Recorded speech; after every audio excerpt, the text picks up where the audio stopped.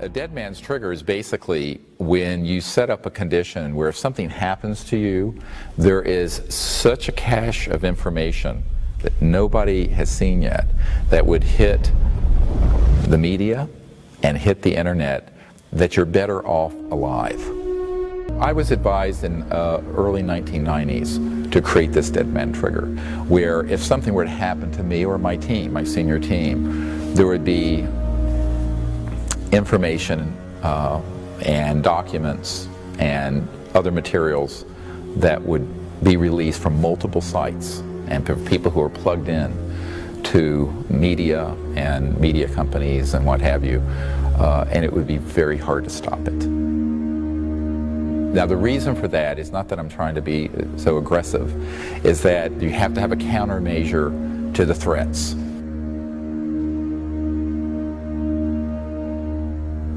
Whatever it is that people have seen that we put out so far, there's so much more. There's much more than the scope of a 2-hour film can contain or 100 hours would contain. And some of it is information, documents, names, places, people. But it became very clear to me that, you know, you kind of had a tiger by the tail here and that this was serious. And it was serious enough that we put this dead man trigger in place right away. Remember the first time that you ever, during a meditation and prayer for the healing of Earth, which you do quite often, invited the ETs to join us in that, and that was in Mount Shasta in 1999. And as soon as you got to that part of the meditation, one of the members of our group heard the words in his head, "Look up," and there was this enormous ET craft moving over us. Yes, and in fact, that event, which we filmed, well, I didn't, but this gentleman did, is such an astonishing event because it was precisely at the point where we joined in with this whole interstellar community to put energy on the Earth for its healing and for its evolution to this time of universal peace and these new energy technologies coming out and the whole transformation of world civilization and this beautiful 500,000-year cycle of universal peace that we're about to enter. And at that instant, literally, there was this massive, and it looked like a triangle with 2 points of light, like 3 stars, making a perfect equilateral triangle. And it moved in. It was so huge that some people couldn't see it because it was so big. And in between those 3 points of light, it wasn't solid. It was kind of opaque, so it distorted the stars through it. And this object was so large and so far out in space that it was seen from Vancouver all the way down to L.A. and was reported, actually, as such. It came 3 times out of the 5 nights we were there that week. And every time it came at that same point in your meditation. It came at the same point. We've since learned that this was an enormous craft that was on the order of hundreds to thousands of miles across. And it was very deep space, and it lit itself up in that configuration as a confirmation of what we were doing. But at the same time, we have seen it at other times. 6 months later, we were up in upstate New York and had the exact same craft come twice on the same night. And so it was sort of their way of saying, yes, this is exactly the kind of energy and philosophy and concepts that we want to interact with. We welcome all species, any race, any color, anyone from any star system. If they can get here and they're allowed off their planet, it means that they're peaceful. Because, how do I know this? We've tried to go off our planet. And the guardians of the universe have said, "Niet, no, not going there yet. Go home." This is what Neil Armstrong meant when he said, when we landed on the moon, the crater was crowded with extraterrestrial vehicles, and they did not want us coming out there yet. Why? Because we were going out there as part of the Cold War. We were in a space race with the Russians. We were doing this within a paradigm of division and militarism and war. The entry ticket to going out into space is universal peace. Not just peace on Earth. That's too old. That should have been 100 years ago. Peace in the cosmos. Peace universal. And that's the time we're in, because that is the requirement of the current hour. It isn't enough to strive for world peace. It has to be universal peace. Because God help us if we unite the world around an Independence Day type scenario where all the people of the world are united in peace, because we're fighting an interstellar civilization that's being masqueraded by the secret government with ARVs and what have you. Don't be fooled again. We have found, and we've had this confirmed by military and top secret people who've worked in studying the extraterrestrial spacecraft that have been retrieved over the years, they have found that, in fact, their technologies interface directly from thought to the machine. So it's not even about touching some dials. It's about they think, and there's an actuation of that command in the spacecraft for guidance or for traveling through space. Very, very advanced technologies, and we're going to get into that and why it's so important that we understand this. I remember one time in England, we were actually on Marconi Hill, which is in Wiltshire, where Marconi sent the first telegram, in fact, and it was part of the Royal Trust lands, but we were up there and had permission to use it.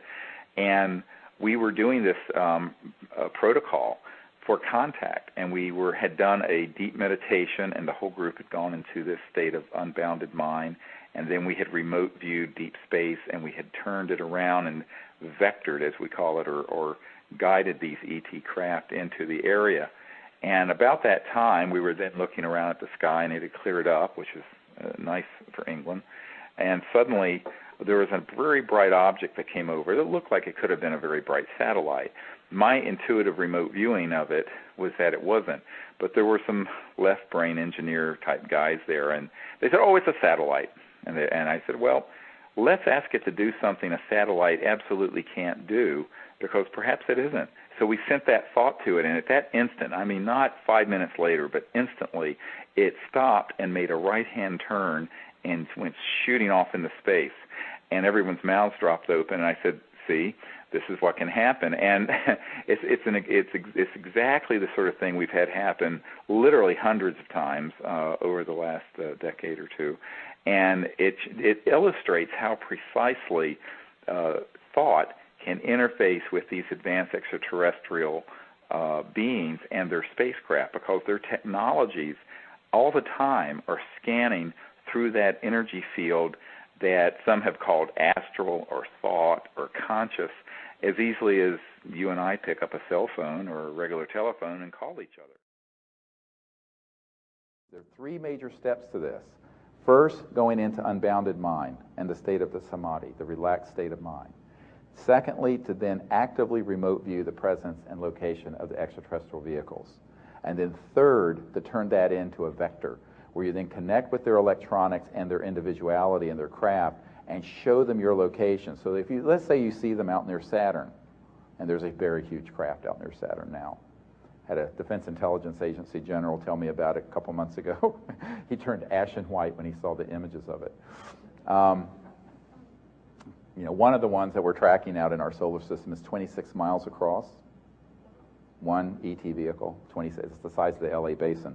Anyway, so believe me, if they were hostile, it would have been all over the time believe me. Before the monkeys started developing thousands of nuclear weapons, it would have been point, set, match, over. Forget about the invasion stuff. Okay, the invasion will come from Lockheed Martin masquerading as ETs. This is the cosmic 9/11, the cosmic Gulf of Tonkin that all of you have been programmed. You can be in the middle of a remote national park like we were in November. I think it's a good time to sort of mention this. And we had an experience, we've had many experiences at this particular site up in Joshua Tree National Park. There's an area where we saw, well, why don't you tell them, Linda, what happened in 1996, the first time you were there with our group? That was incredible. We were at one location in the national park, and it was about 1:30 in the morning, and we were getting ready to leave, and you had said earlier that the ETs would do something spectacular and fast, and they hadn't done it yet, really. So we were driving out, and you were in the vehicle ahead of me. I was following you, and suddenly, the most astonishing thing, straight down from the zenith of the sky came this craft that was the size of my fist at arm's length, and it was That's like big. it was one of the biggest things I've ever seen, and it was almost fluorescent, kind of teal and sparkling white, and in the shape of a Hershey's Kiss, even with like the white paper at the top was, kind of like white light, and it just came down straight, and as it approached the ground, it illuminated, as far as we could see, the whole ground, and this was, I don't remember, about half a mile away from us, I think, and it illuminated the ground in white, and I expected to hear a loud crashing sound or something. It just, when it shifted phases, went into the ground, and you spotted the exact spot, and we drove to it very quickly, and about 15 of us saw that. Yes, and what's interesting is that area has been where we've had our contact site since then for the last 10 or 11, 12 years, and we'll be going back there actually in November, and we have had the most astonishing things happen at that place, and we know that, in fact, that this is where there's a very strong extraterrestrial presence. I think there's probably some facility underneath the earth in that area of the national park because it's protected. When I started this project in 1990, there were weapon systems in space that were STI cover weapons. The SDI program, the Star Wars programs, was a cover for these weapons targeting ET vehicles. Now, 20 years later, they have gone up exponentially in their efficacy. They actually were in orbit by 1965. There's a man on our team who actually worked with Hughes Aerospace and some of the other big industries back in the mid-60s here in the LA area who helped put these weapons in space and design them. And these are using not missiles like you think of a bullet shooting at something. They're using what I described earlier, and these are these electromagnetic weapons that can actually completely destroy something faster than the speed of light, because the scalar longitudinal weapons go faster than the speed of light.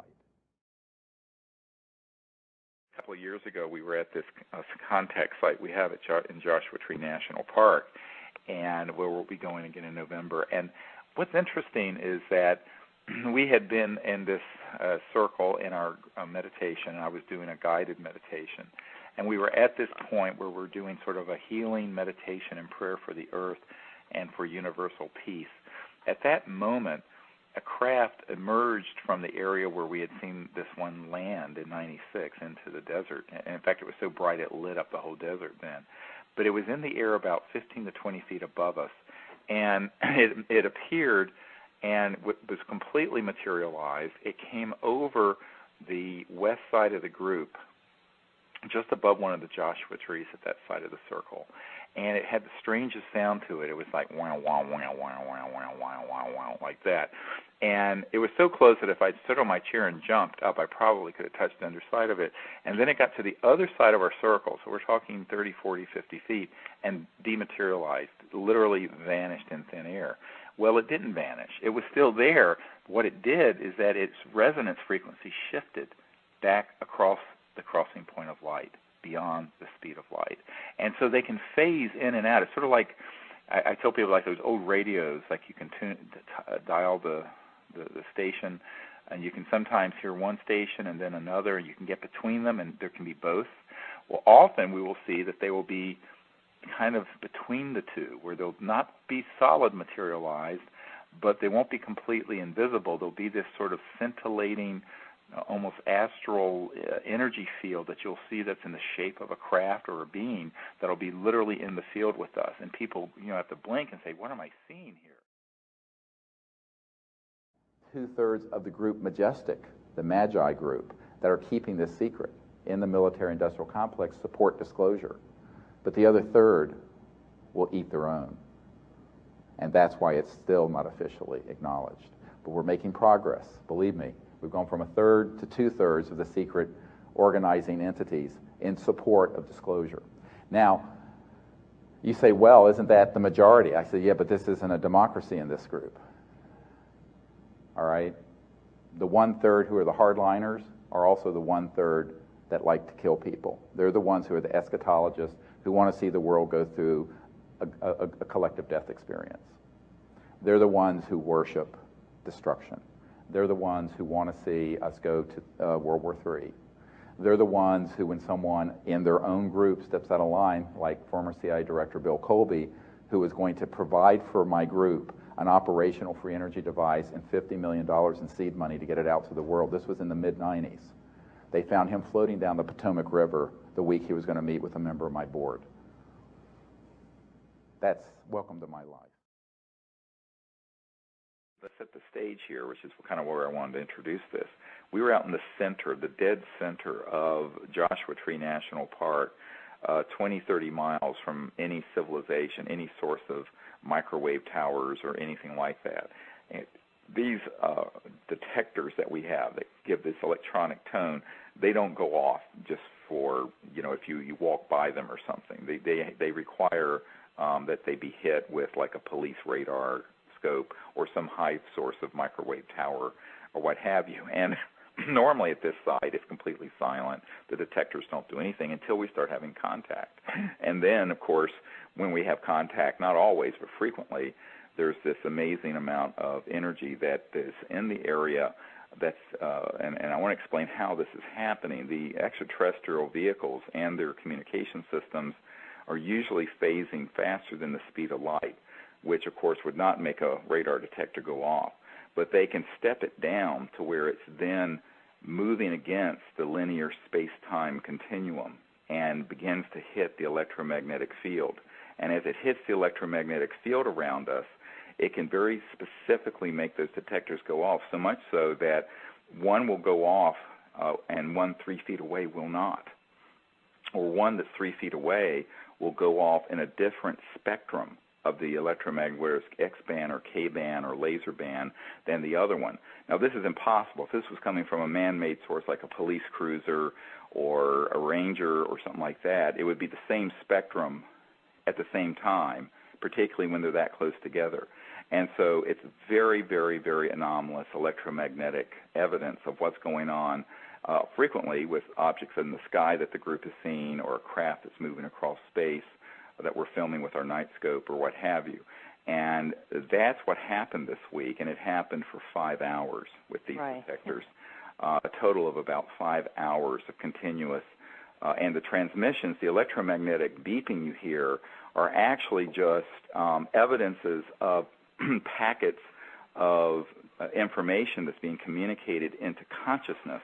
And while these things were beeping, while all these detectors were beeping, I was in a state of consciousness where I was super awake, if you can use that concept, or in a state of cosmic consciousness, where the packets were coming in, and then I was able to translate what the meaning of the packets of information were in sequence, so that they would beep and I would translate, and then it would go on. This went on for hours, and we actually have a very good recording of that. We're calling these the Orion transmissions.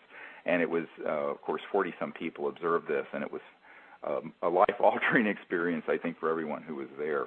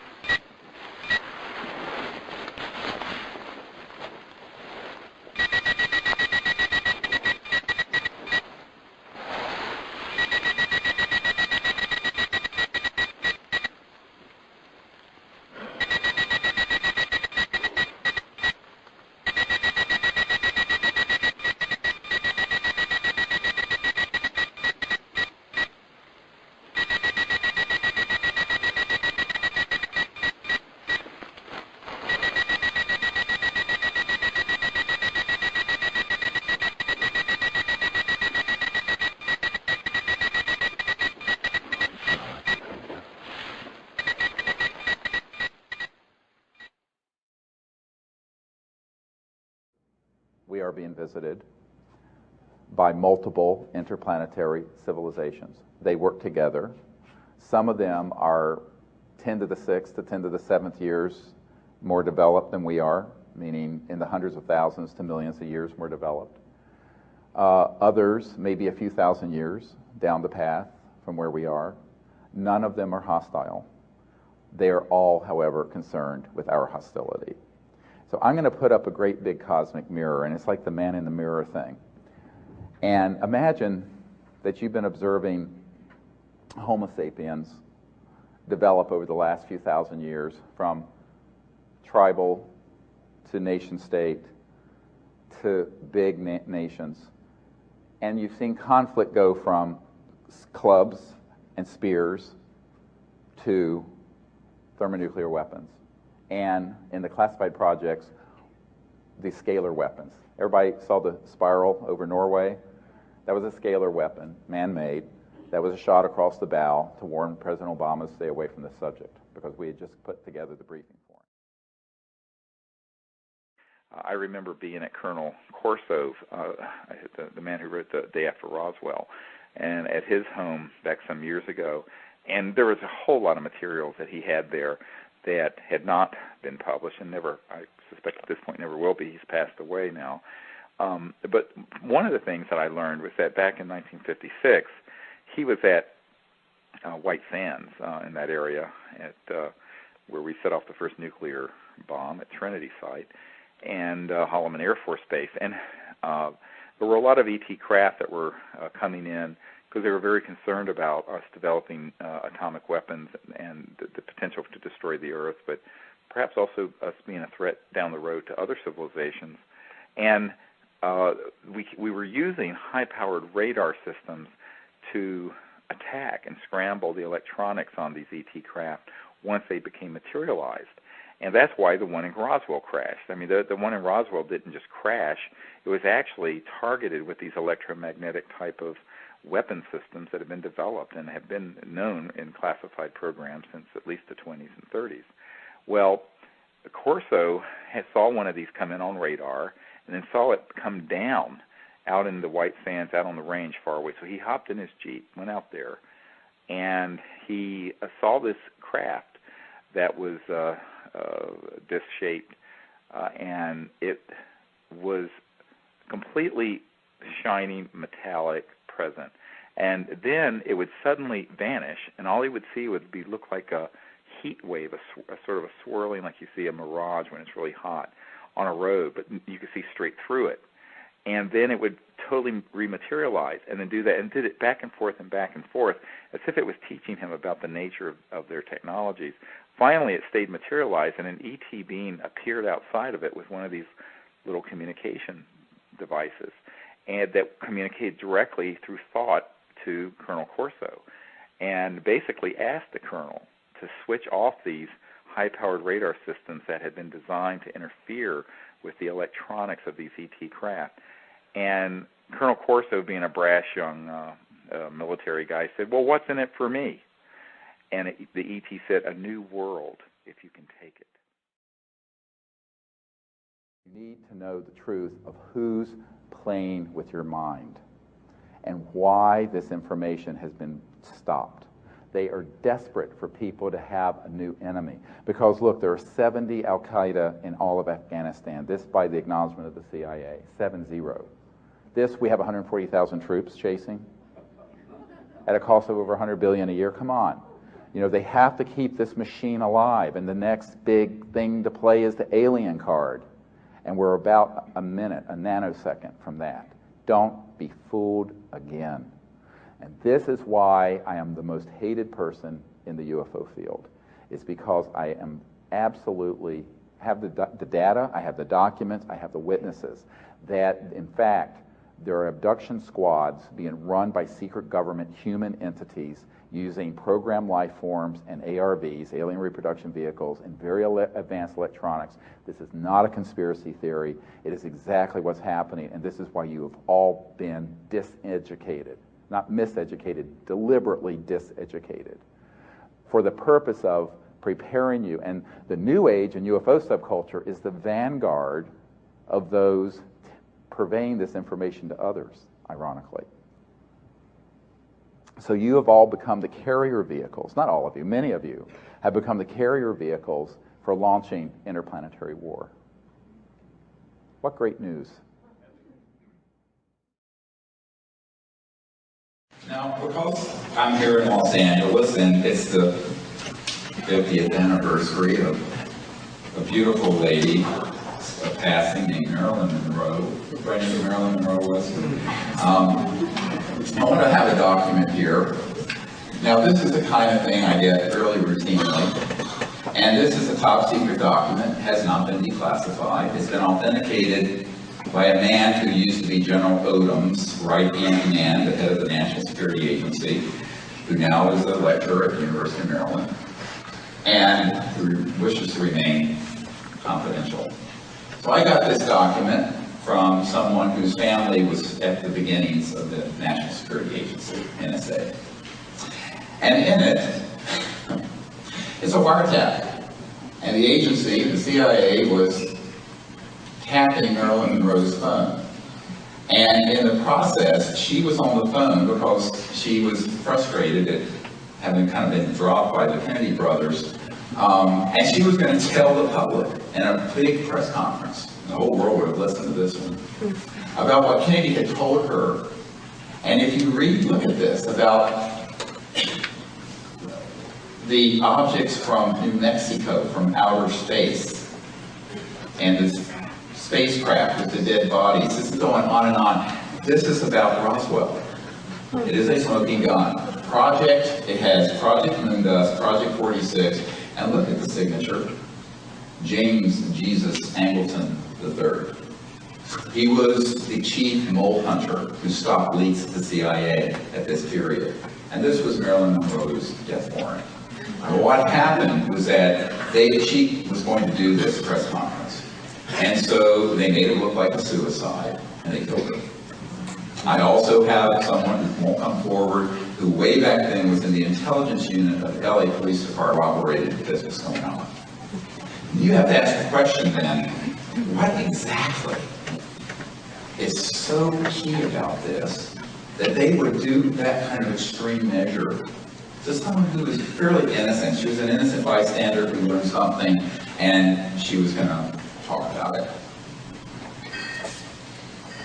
This is the $600 trillion question. There's a multi-trillion-dollar interest group, the military-industrial complex, that's very attached to having the next war be interplanetary. We had, of course, Douglas MacArthur on his last speech to the world from the well of the Congress. This is a matter in the congressional record said in the 1960s, World War III will be interplanetary. A very bizarre thing. People said, what in the world is this man talking about? And it was by then that the plans had been put in place that Wernher von Braun, who, of course, as you all know, invented the rocket for Adolf Hitler, became the core of our space program in the United States after the OSS put Operation Paperclip in place to bring the brilliant Nazi scientists into the United States, and Wernher von Braun was one of them. And he told his assistant for many years, Carol Rosin, who's one of our top secret disclosure project witnesses, that in fact a plan had been hatched in the 50s to hijack this subject and to put out the disinformation so that the people eventually would accept that there was an enemy in space and that they would attempt to create an interplanetary conflict. So as we drive around LA and we see all these billboards about Invasion LA, and we hear all the speakers at this conference and others talk about the good aliens and the bad aliens and the whole Manichaean worldview, we realize that the indoctrination of the mind of the human species is almost complete. But be careful. Let's not unite the world against what Wernher von Braun warned about, the false alien threat. This is the biggest problem with disclosure. This is the hugest problem. For years, I've thought of retiring from doing any of this because so much of my work has been hijacked by charlatans who have then turned it into alien invasion or invasion LA. And people come to my things, they find information, and they turn it into a horror flick. They take the stuff we've done and they turn it into another book, and they'll tell you that the evil reptilians and the Greys are here to eat us for lunch, and the Venusians and the ones that look like they came from Scandinavia are our friends, and we're going to have this big. This is all part of a Manichaean, absurd paradigm propounded and actually forced out onto the public through either unwitting dupes of the intelligence community or the intelligence community itself. And the purpose of it is to cause people to have a new enemy. And even if you say, well, there are 1,000 ET species out there that are good, but there are a couple that are bad and we need to resist them and fight them, they've got you. They've got you in the Manichaean, they've got the new enemy. And that's what they want you to believe. This is why so much work went into PLFs, programmed life forms. And if you look at the videotapes of some of the things like what Stan Romanek, I've been at his home, that one that's in his kitchen that's going like this, that's actually one of the PLFs. And the intelligence community had called him up and said, Stan, this is one of the fake ones. Now, he may have had real contact. I don't know. But I know what that one was. That was a robotic, artificial ET, what I call an alien. See, ETs are extraterrestrial, interstellar civilization. Aliens, if you use the word alien, you're talking about the man-made stuff. Because alien is a xenophobic negative word, so I never use it.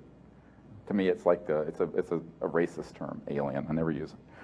So the thing that are the aliens are the Greys and the reptilian and these other creatures that we've been manufacturing. Now, when did we start doing this?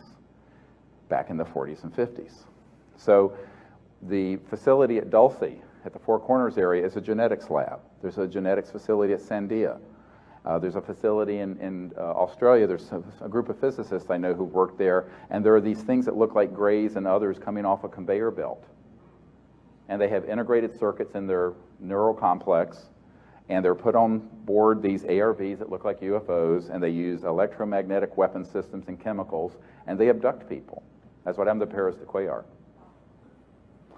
So and then they have implants. Now the implants, if you look at the implants that are being made, EG&G and a group of other high-tech electronic firms, E-Systems, have been making these in Siemens for decades.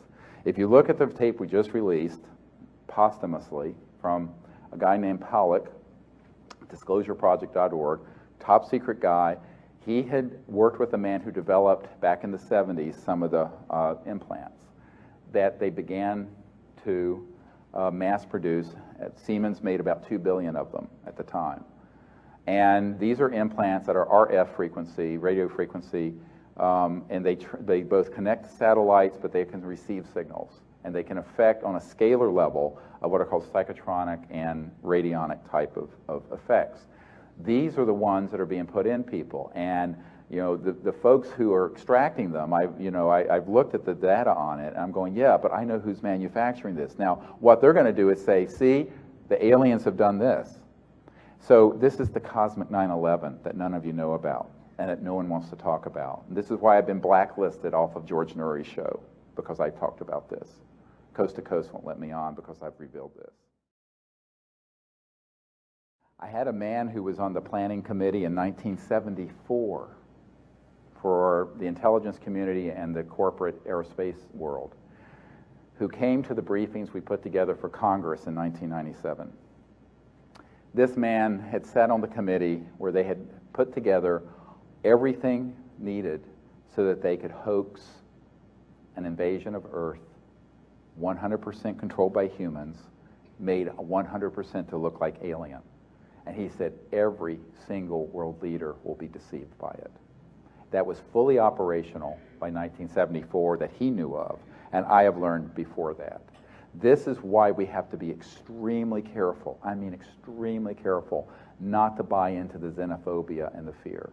Because I can tell you right now, the only thing we have to fear are our fellow humans on this.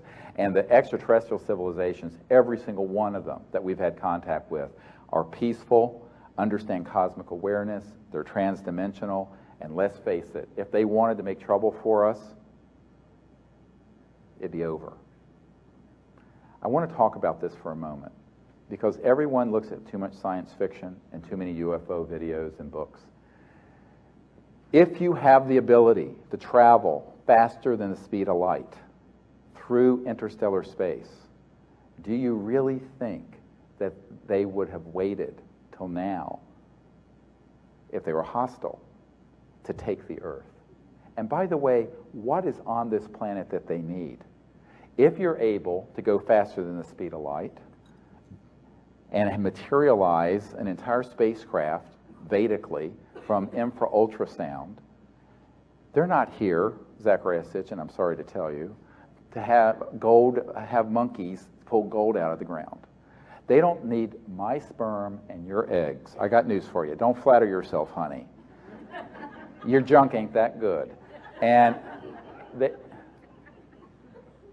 my daughter has a PhD in genetics and neuroscience. We laugh. You can take a epithelial cell, and all your genes are in there. And with the technology they have, they could clone you and you and you and you if they wanted to. They don't need to drag you on board a spacecraft and extract your eggs and sperm. This is being done as part of the parallel government's paradigm of fear. None of it makes any sense if you know the least scintilla about science. So the actual extraterrestrials that are here are universally peaceful. There is a hierarchy. They're here on a coordinated system with what I call the guardians of Earth, which are the God consciousness civilizations that are the progenitors of life on Earth. There are ones who are concerned about what we're doing to the Earth because the Earth is precious and sacred, and they're concerned what we might do if we escape the biosphere and end up out in their solar system creating the havoc that we've created on Earth. But the fact that they're concerned about our hostility does not make them hostile. Don't conflate the two. You understand? All right, well, hold a name. I'll tell you what, you're calling about Dr. Greer, right? Yes, I am. All right. I've interviewed Dr. Greer over the years, right? Yes, sir. And I've always warned Dr. Greer that what he's doing, in other words, if everything Dr. Greer is doing is real, he's in jeopardy. He's potentially in jeopardy. If he's going to pry a secret from the government that they don't want pried open, then he's in jeopardy, isn't he? That is so true. All right, I want you to listen to something. All righty. All right, I want you to listen very carefully to what I'm about to play, and then I want to get your reaction to it. This appeared on Dr. Greer's telephone. Mail for CSETI number That's Dr. Greer's wife, I believe. 301-249-3915, recorded message dated July 19th, 2004. The time is 12:35 a.m. 7th, saved message. Stop prying into the government matters or dire consequences will result. Dire consequences. 12, Listen carefully. 5 a.m. Here we go. 4 is not a valid entry. To repeat this message, And here it comes. Stop prying into the government matters or dire consequences will result. All right, there you've got it. Stop prying into government matters or dire consequences will result. If you got that on your phone, how would you feel if you were Dr. Greer?